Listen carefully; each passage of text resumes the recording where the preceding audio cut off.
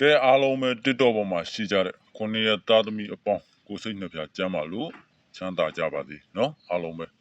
ဒီကနေ့မှာဆရာပြောပြပေးခြင်းနဲ့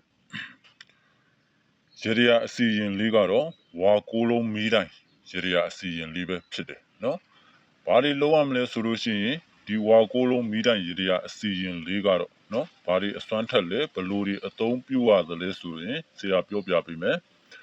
မိမိအိမ်ကနေပြီးတော့အကြောင်းမျိုးမျိုးနဲ့ထွက်သွားကြတဲ့သူပေါ့နော်မိမိချစ်သူခင်သူဇနီးမယားလင်ယောက်ျားစသဖြင့်ပေါ့နော်အိမ်ကနေထွက်သွားတဲ့အခါမှာအမြန်ဆုံးပြန်လာစေဖို့အတွက်ပြုလုပ်ရမယ့်ရေတရားအစီရင်လေးပဲဖြစ်တယ်နော်ဒါမှမဟုတ်မိမိကိုအကျွေးပေးရမယ့်သူတွေကမိမိကိုမလိုအပ်ဘဲတိမ်းရှောင်နေတယ်ဆိုရင်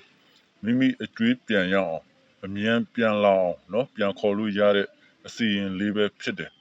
အမတန်အစွမ်းထက်ပြီးအရန်ကိုထူးခြားတဲ့ရေရာအစီရင်လေးပဲဖြစ်ပါတယ်နော်ရုံကြည်ကြည်နဲ့လုပ်ပေးပါလုပ်ရမယ့်ပုံစံကတော့ဖျောင်းနိုင်နော်ဟောဒီမှာဆရာလုပ်ပြထားသလိုဖျောင်းနိုင်လေးမှာဟောဒီလိုစက်ကူလေးနဲ့ပတ်လိုက်နော်စက်ကူလေးနဲ့ပတ်မယ်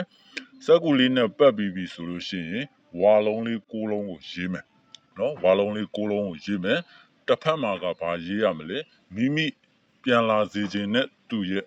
နာမည်ကိုရေးမယ်နော်မိမိအိမ်ကိုပြန်လာစေခြင်းနဲ့သူရဲ့နာမည်ကိုရေးမယ်မိမိအကျွေးတွေရစရာရှိလို့တင်းချောင်းနေသူရဲ့နာမည်ကိုရေးမယ်နော်ဟောဒီလိုရေးပြီးပြီဆိုလို့ရှိရင်နော်အားလုံးပဲ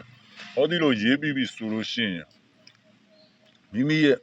နှုတ်ကနေပြီးတော့မနက်9:00 နာရီတိမှာနော်မိမိရဲ့အိမ်ရှိမှာဟောဒီလိုပကံလေးထဲမှာထည့်ထုံးမယ်ထုံးပြီးတော့မိမိရဲ့အိမ်ရှိအပေါက်ဝမှာမနက်9:00 နာရီတိမှာမိမိရဲ့နှုတ်ကနေပြီးတော့နော်6 ချိန်6 ခေါက်ရိုးရမယ်ဥပမာပေါ့မောင်ဖြူရီအမြန်ပြန်လာပါစေဥပမာမောင်ဖြူရီငါအကျွေးတွေအမြန်ပြန်လာပေးပါစေဆိုပြီးတော့မိမိနှုတ်ကနေပြီးတော့6 ခေါက်တိရွတ်ပြီးပြီးဖျောင်းနိုင်မီလေးကိုထုံးညှိလိုက်ပါနော်ဖျောင်းနိုင်မီလေးကိုဟောဒီလိုထုံးညှိလိုက်ပါဘလို့ထုံးညှိရမလဲဆိုရင်ဝါလုံးလေးတစ်လုံးကုန်အောင်နော်ထုံးညှိပြီးတနေ့ကိုဝါလုံးလေးတစ်လုံးကုန်အောင်ထုံးညှိပေးပါနော်ဒါဆိုရင်မိမိပြန်လာစေခြင်းတဲ့သူဒီအမြန်ဆုံးပြန်လာပါလိမ့်မယ်နော်မိမိအိမ်ကိုအမြန်ဆုံးပြန်လာပါလိမ့်မယ်နော်အရန်ကိုအစမ်းထက်တဲ့